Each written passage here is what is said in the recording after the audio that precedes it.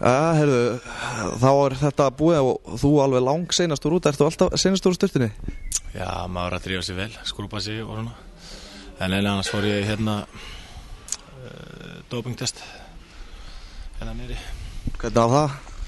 Það var sérkennilegt, ég hef aldrei lent í því áður en það var einhverjir gamli kallar að horfa þig pissa og þú mátt ekki gera neitt, þú mátt ekki fara inn í klefa og neitt. Svona ef það munni leikinn og það hefði ekki mátt fara að fagna með strákunum inn í klefa og það þurfti að bíða bara og pissa í dollu.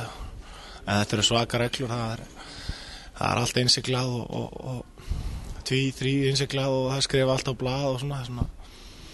En við vorum nokkuð góðir, ég sá læknirinn að þeim var að skrifa niður eitthvað 5 lyf sem þeir eru allir látið taka. Það er svona, við erum nokkuð góðir bara og nokkuð svolítið held ég. Var ekkert erfitt að láta vaða með þessa menn bara standandi yfir sér? Já, það var smá sviðskrekkur í byrjun sko.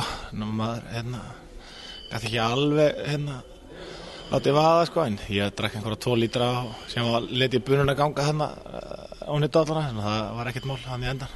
Og þú varst alveg örugglega clean, var það ekki? Jú, samkvæmt mér besti vitund sko. Nema þessi börgari sem að Gils var sér og þessi eitthvað skrítið í þeim.